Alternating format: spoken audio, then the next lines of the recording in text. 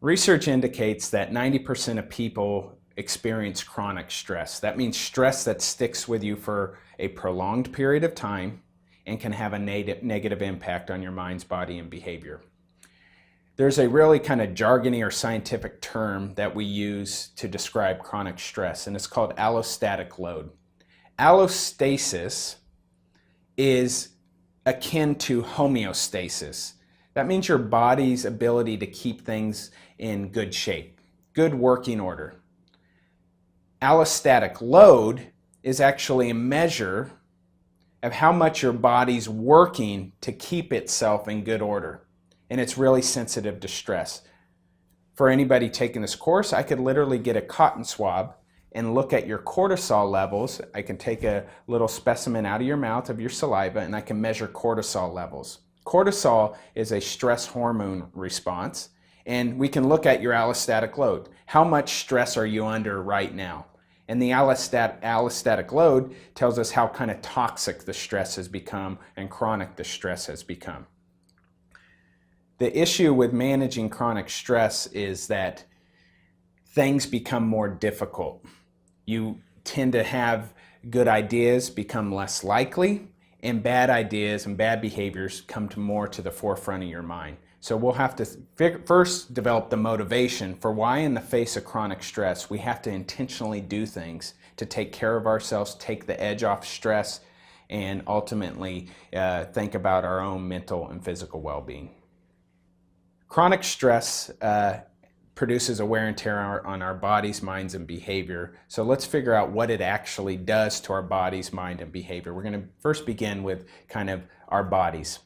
Chronic stress does really horrible damage to our cardiovascular system. And the way it does this is that when we're under the stress response, there's pressured blood flow that actually kind of hammers and disrupts and damages the lining of our arteries. And when it does this, it actually produces an inflammatory response that can be associated with a number of health risks. Robert Sapolsky has demonstrated that most of the things people die from, particularly in Western cultures, aren't actually things they should really die from, like accidents, plagues, other types of illnesses. They are actually stress related. And we're in a place where stress-related or induced diabetes is coming in one of the main illnesses in society and the leading cause of death. So that's our body. It really produces that. How about our minds? Well, the stress response causes us to become even more sensitive in terms of our emotional responding.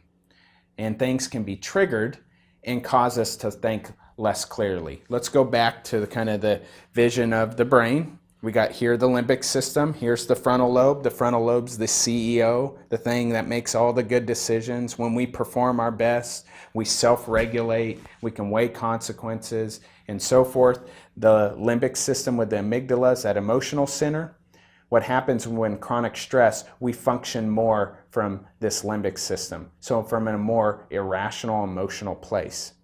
And so what that does is cause us to think less clearly.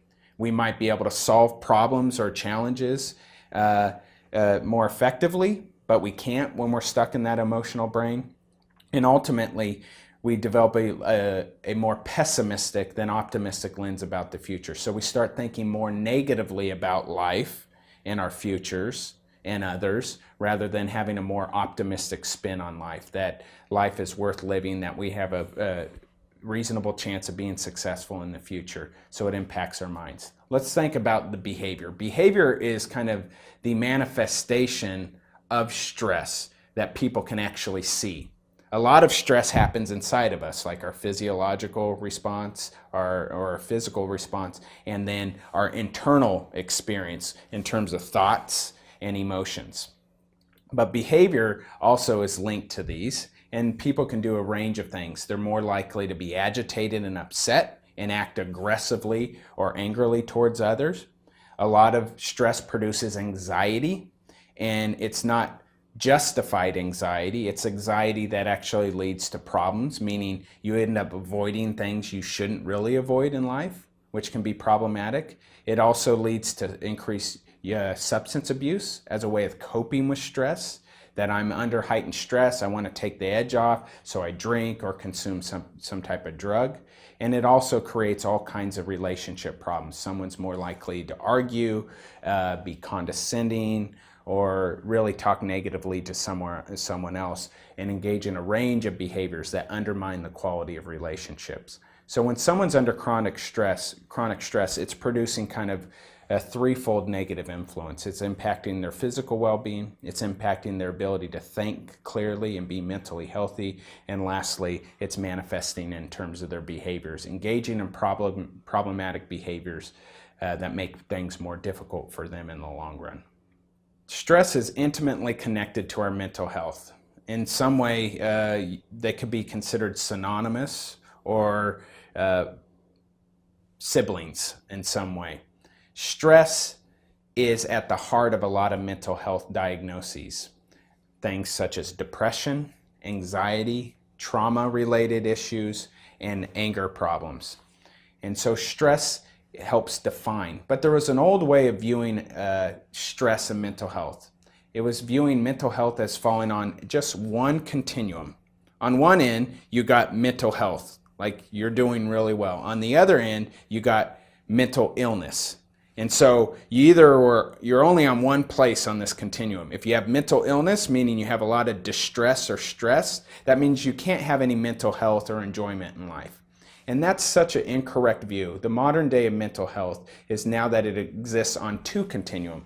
There's a distress or stress continuum, and there's actually a quality of life or wellness continuum.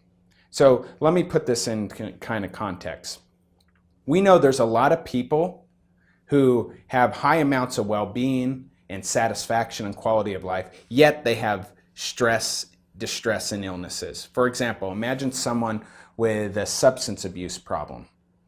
It doesn't mean just because you have a substance abuse problem and you're using that to maladaptively cope with stress that you can't have any quality of life. A lot of people have good jobs, they have a lot of good relationships, they go do fun, enjoyable things. They actually are pretty good, decent parents. So we now know that mental health exists on two continuum. One is what we'll call, for lack of a better way of saying it, the stress continuum. People optimize their well-being and life satisfaction and performance in life if we can develop skills, routines, and habits to minimize and lessen the impact of stress in our life. But that doesn't mean you're going to live a really, really highly enriched, fulfilling life and you're going to optimize your well-being. We also have to engage in specific things, skills, routines, and habits that optimize our well-being. So we have two dimensions that we have to be cognizant of when we're seeking to become resilient. One is, what are we doing to manage stress?